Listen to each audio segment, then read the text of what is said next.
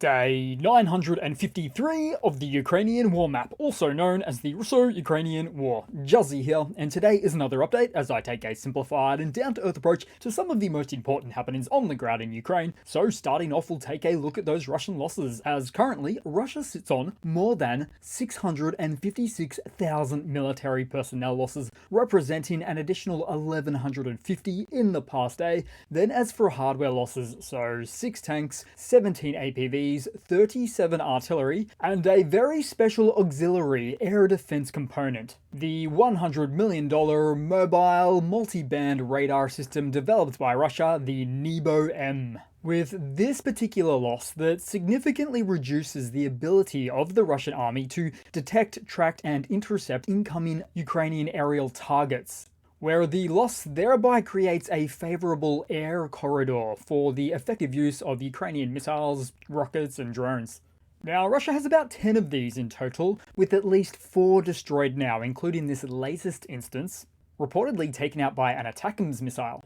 And given how Ukrainian drones are flying increasingly uninhibited into Russian airspace, it's really no wonder that events like these are continuing to occur.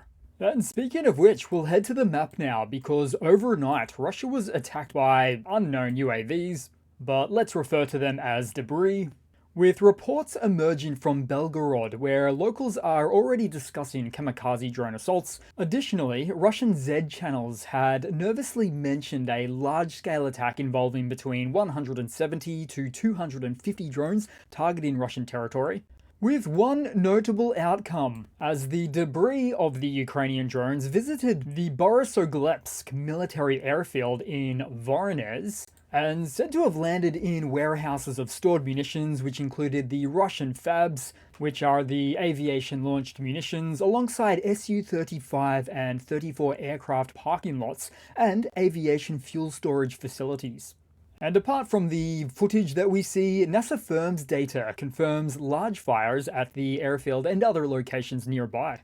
And then amongst all the Russian nervousness overnight, some of their military personnel in the Tambov region mistook a plane dusting fields for a Ukrainian drone and opened fire with machine guns. The pilot, who was simply performing agricultural work, flew near to a gunpowder factory, prompting the soldiers to engage. The pilot was wounded in the leg and had to make an emergency landing in the nearby field. Now, somewhat disastrously, the Russian MOD has put the word out to keep an eye out for and shoot down all small Cessna-type planes where they come too close to any of the many Russian military sites or assets inside the country. Just a few weeks ago, in fact, some Russian militant ground crews shot down at least one, if not 2, small Russian planes over Murmansk in the country's north, once again mistaking them for Ukrainian drones. So these are all utterly despicable and shameless examples of the Russian MOD acting first, then thinking later. The least they could have done is to communicate with the airfields, aviation departments, and registered small aircraft owners and farmers in their respective areas to say, hey, we need to register your flight paths alongside dates and times for this sensitive area because we don't want to shoot you down. Now, that would be ideal and thinking ahead, instead of all of this reckless, nonchalant, brazen indifference in treating everything else as an afterthought. Then we'll head into the Ukrainian map today, into the Kharkiv region, which has really been heating up. And I do mean literally, as take for example in the Kupiansk direction, because Ukraine's 92nd Separate Assault Brigade has been making Russian offensives pay for every inch of land they take heading towards the Oskol River. Or should I say in their attempts to, because although Russia has been giving it a red-hot go with armoured assaults, one after the other, it's now been 2 or 3 weeks since they pressed forward any further beyond this point, leaving behind a battlefield trail littered with twisted remains of destroyed armoured steel. Even still, the Russians hope to cut off the northern and southern Ukrainian defender positions from one another as a means to tactically achieve further dominance, followed by the hope of collapsing those positions north and south. But as we've come to see in the last few days quite consistently, it's a Russian operation that happens to be so costly for them, getting exposed on all sides.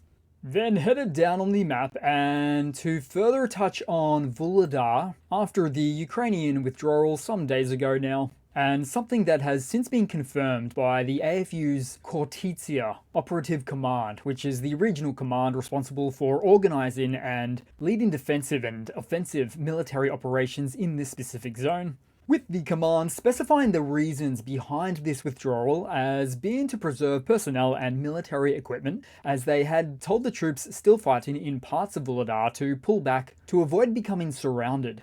Now, of course, Russian media outlets are amplifying the significance of this victory, likening it to a major milestone akin to the Battle of Berlin, though the reality on the ground showed a much less dramatic shift where it arguably took 18 months or more, and countless casualties to capture the town.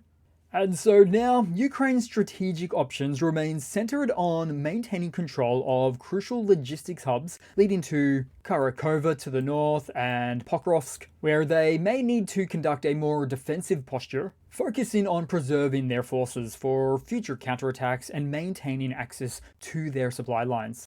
Then on the map, we make the trek to Kursk, where although the Kremlin, as always, tried to downplay the sheer undeniable significance of the event, for Putin, the invasion of the Russian territory was humiliating, which is a sentiment reportedly sourced by an acquaintance of the president in the Kremlin.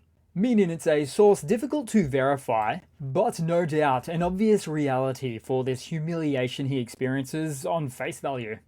Then direct to the map we go, as the AFU have reportedly liberated 11.3 square kilometers near to Tyotkino in the Kursk Republic.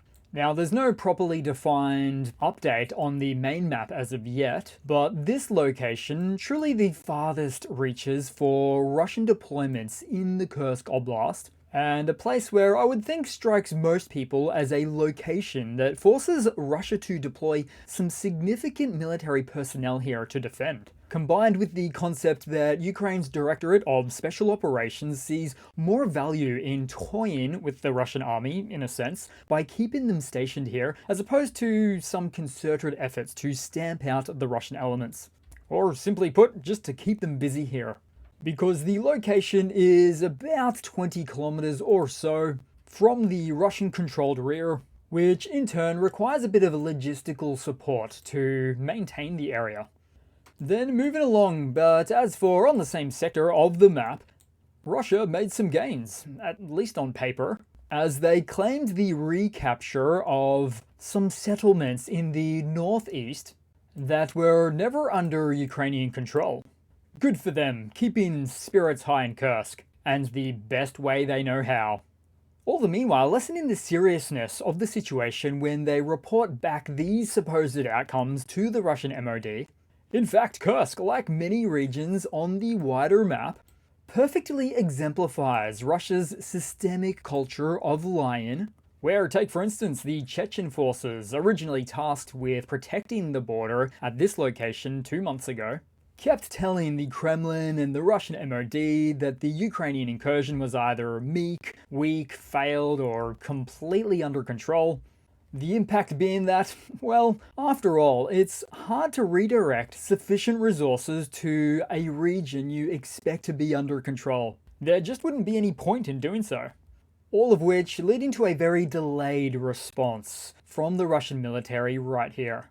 Then, somewhere in the Kursk, we saw more thievery in the region. This time, Russian soldiers broke into the home of a Kursk resident and stole a refrigerator, a tea set, and a woman's massager, among other items.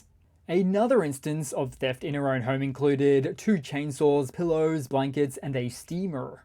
So not only is the Russian army swiping anything they can get from the grey zones or front lines that they control, but as was the case with this one, 33 kilometers away from the front lines, about 20 miles north.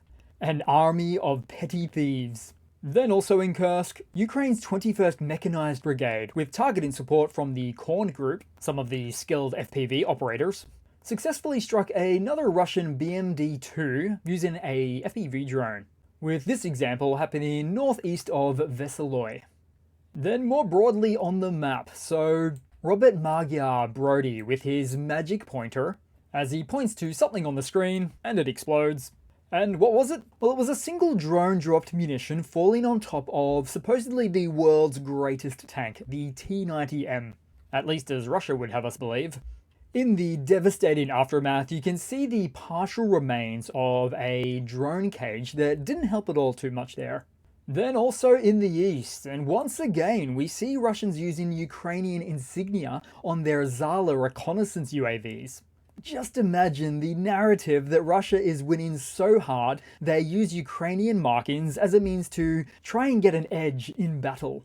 This recon drone was shortly after destroyed by this trusty little Ukrainian quadcopter, the shadow of which you can see right there. Then also in the east, and probably the first recorded case of a Dragon drone destroying an enemy tank. The drone proceeds to release its thermite spray over the tank, which was abandoned just prior, leading us all to see something that we didn't realize we wanted to see. Thermite Dragon drones taking on Russian heavy armor. Then taking a look at a little bit of Ukrainian hardware news, with a twist, where demining efforts inside of Ukraine from Russian munitions that failed to detonate are able to be repurposed for Ukrainian attacks. One such example here shows this failed Russian ordnance containing enough submunitions to supply 180 FPV drones. Apparently this is quite common. Then headed across to a bite-sized Russian military mobilization blunder segment, as Russian soldiers are increasingly reporting that their commanders are deliberately zeroing in on their own troops. In this video, a Russian serviceman claims that his company commander, known by the call sign Pigeon, is either planning to target him and his fellow soldiers or has already done so. He also added that if he suddenly goes missing, he doesn't want to be classified as missing, which wouldn't be accurate or fair, given that something much more sinister is happening. Now, zeroing in this context refers to the practice of deliberately directing artillery or other forms of fire onto one's own soldiers. This could happen as a form of punishment, control, or even just a general dislike of the soldiers under another Russian's command. This video was recorded on September 18, and the soldier has apparently not been heard from since. Wow, there's professional armies, then there's unprofessional armies, and then there's this. So let's switch gears and move across to a bit of a funny to round it all off with today, guys, as a Russian soldier was filming what he believed to be a destroyed Ukrainian combat vehicle, as he went on to say that no one can beat the great invincible Russia. But there is a twist. This wasn't a Ukrainian-operated vehicle. It was one of the Russian Kamaz Typhoon variants.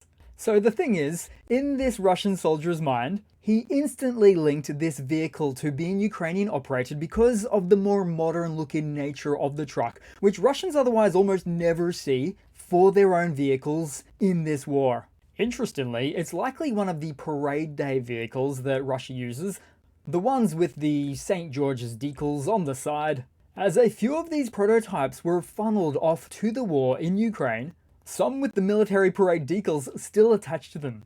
Thought he was filming a Ukrainian destroyed combat vehicle. What a crack.